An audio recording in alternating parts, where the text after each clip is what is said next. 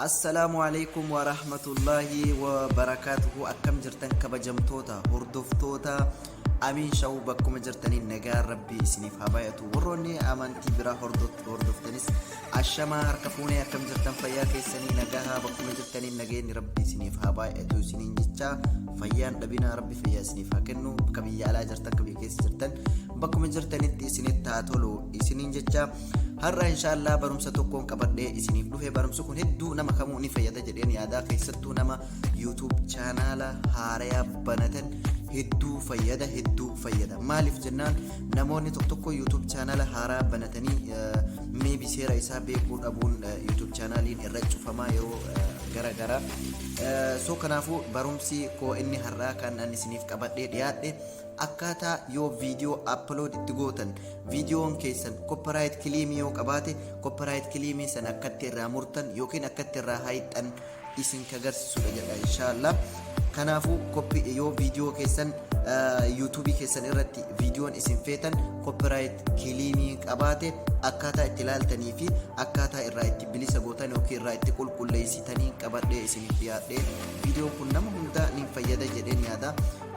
Kanafu warroonni hanga har'a YouTube channel kiyyaaf haaraya taatan YouTube channel kiyya Amin Show isin jedhu kana like share subscribe gochuu irraan fatinaan isinin jedha maatiin ta'an kabajaadhaan isin gaafadha itti isin jaaladha warroonni amma har'a like comment share naa gochuudhaan subscribe naa gochuudhaan na cinaa dhaabbatanii hedduu takka isin jaaladha hedduu isin kabaja bakkuma jirtanitti isiniif haa tolu isinitti haa tolu isinin jedha walaa jajjabeessinu wal bira haa dhaabbannu ijoolleen kennaa mallee duuba jiranii ijoolleen keenya yaa'anii wal jajjabeessuu irratti kaka'umsa guddaa hin qabanii so inshallah kara barumsa ko isa irratti isin dabarsaa isinitti dheeressu kallattiimaan kara barumsa keenyaan yaadaba. Hayyeen gaa kabajamtoota koo akkuma isiniif ibsuuf yaaletti barumsa keenyatti kara kallattumaan kara barumsa keenyaatti hafuufnu YouTube Chrome keessa seenuudhaan akkanatti akkuma isin mul'atu kana Chrome keessa eegisentanii bikka irratti barbaadu kanarra search kanarra barreessitanii YouTube Studio jechuudhaan itti barreessitu barraa'ee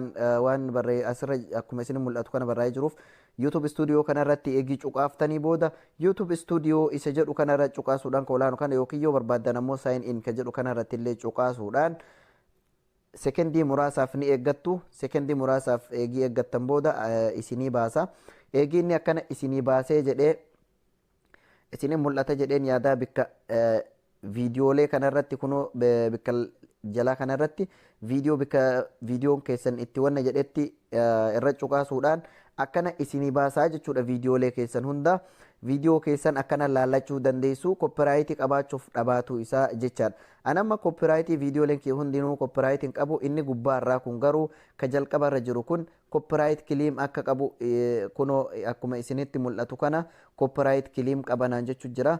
Copyright claim bikkuma jettu tanarra cuqaasuudhaan akkanatti yoo inni barreeffama isiniif baasee jedhe gubbaarra kunoo akkuma isin mul'atu kana barreeffamni naaf bahee jira jechuudha. Si details bakka jedhu kanarra cuqaasuudhaan barreeffama jalaa bulee tanarratti isirra cuqaasuudhaan sekondiilee muraasaaf ni eeggattu. Eegiin akkana isinii baasee select action ka jedhu kanarratti cuqaasuudhaan akkana isinii baasaa jechuudha. Eegiin akkana isinii baasee mallattoo maqasiitu jira jechuudha. Mallattoo maqasii tanarratti cuqaasuudhaan ni eeggattu sekondiilee muraasaaf eegii sekondiilee muraasaaf eeggattanii obsaan eeggattu kunoo akkuma argitan kunoo viidiyoo kiyya copyright bakki inni qabu kunoo akkanatti na mul'isu jira saanduqa dhiifama saanduqa xiqqashoo tana akkuma argitan kana kunoo bikka kana jechuudha. Copyright claiming kiyya karri diimaa kara asaanu kun inni kun bilisa jechuudha. Inni saanduqa keessa jiru kun ammoo copyright qabaa jechuudha. Anamma isa kana irraa muruu barbaadaa jechuudha.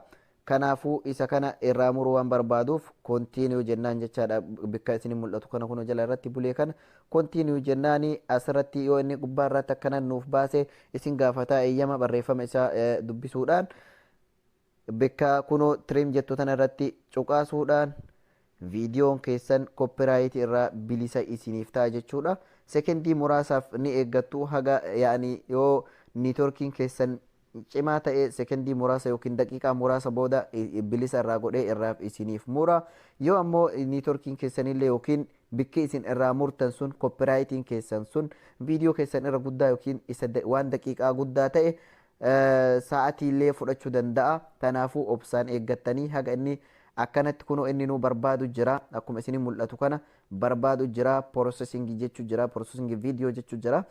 Ni eeyduu jechuudha haga inni process godhee irraa isinii fixuuf. Kanaafuu insha Allah haga inni process godhee fixuuf eeggattu obsaan jechuudha. Hayyeen gaa kabajamtootaa fi hordoftoota koo akkuma argitan amma viidiyoon kiyyaa kunoo wal fakkaatee naaf jedhee jira irraa naaf qulqullaa'ee jira jechuudha gabaabumatti. Yeroo inni isiniif kenne eeggachuudhaan haga yeroo inni irraa isiniif qulqulleessu obsaan eeggattanii achi booda viidiyoo keessan akkanatti copyright irraa yaani qulqulluu isiniif godha isiniin jedha. Barumsi koo inni har'a kana fakkaata. Inshallah haga barumsa biraatiin viidiyoo itti aanuun wal arginutti like share subscribe gochuu hin irraanfatina. Hedduun takka isin jaaladha. Hedduu galatoomaa isiniin jedha. Waan isiniif hin galii yoo jiraate koomentii viidiyoo kanaa jalan na gaafachuu ni dandeessuun isiniin jedha. Ulfaadhaa galatooma bakka jirtanitti isinitti haa tolu. Bye bye.